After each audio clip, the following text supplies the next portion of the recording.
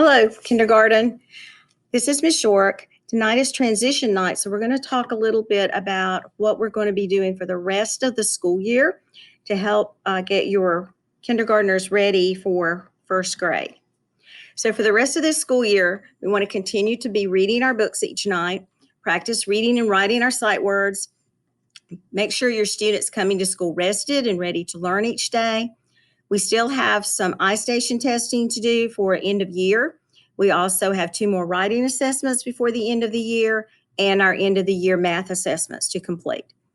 Our students will be out of school on Monday, May 31st for Memorial Day holiday, and then they will return to school on Tuesday for a regular day. Our last day will be Wednesday, June 2nd, and this will be a half day, and it is also a remote day, so they will not come to school on that day.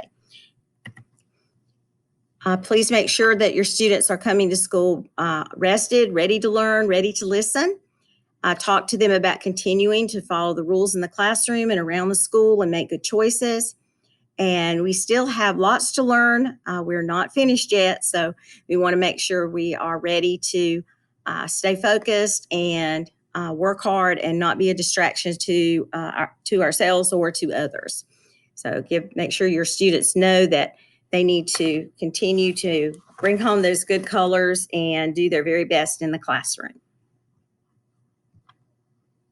Hi, friends. Oh my, you caught me just as I was getting ready and thinking about summer and all the things that I'm going to do this summer. I was planning a trip to the beach and I was getting all my things together that I thought I might need at the beach. I've got my sand bucket here so I can build some sand castles. I've got a drink that I can enjoy on the beach. I've got me a snack to enjoy on the beach, and then I couldn't forget my beach ball for me to play with on the beach in the water. But I got to thinking I probably need to do a little bit more this summer too, just like you need to do a little bit more this summer.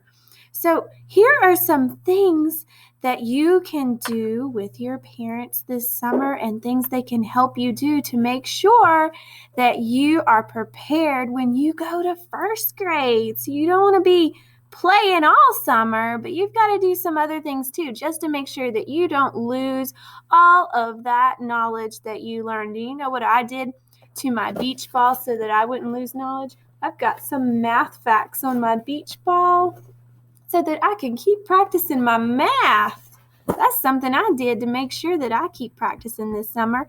All right, so let's look at some things that you can do.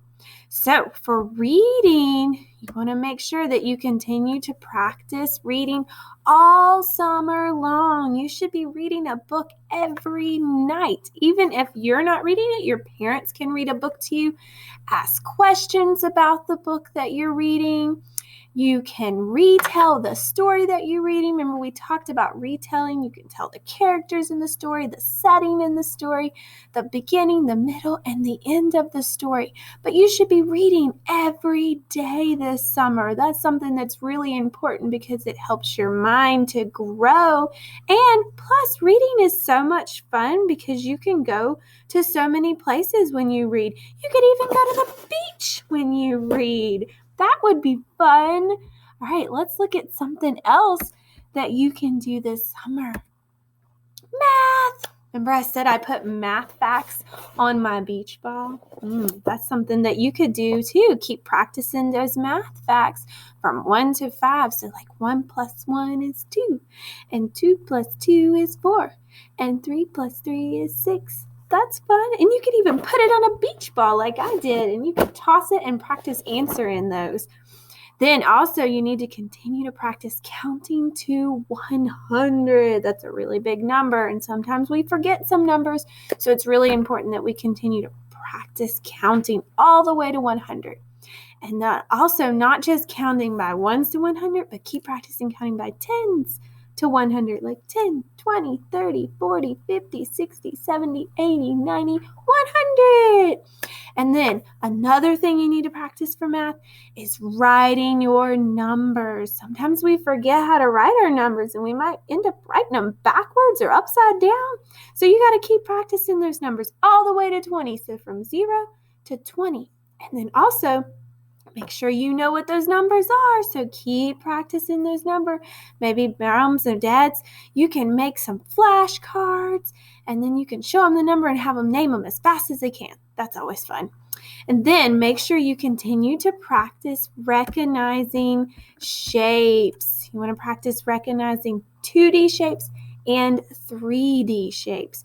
So remember, those 2D shapes are flat shapes like squares and triangles and circles and rectangles and hexagons. And then your 3D shapes are your solid shapes like cones and cylinders and cubes and those things, and spheres. Oh, spheres, like my ball. My ball's a sphere. And then continue to practice solving simple addition and subtraction word problems. So this is fun if you're going on a vacation somewhere. This would be a fun thing to do in the car. Your parents can just call out some word problems and you can see if you can solve them in your head or maybe on a piece of paper while you're riding down the road. So it could be simple problems like there were 5 ducks in the water and then 3 ducks flew away. How many ducks are left? You have to figure it out. Or there were 2 dogs sitting in my yard and then 4 more dogs came walking into my yard. How many dogs are in my yard now? Oop, that's an adding problem. We're going to put that together.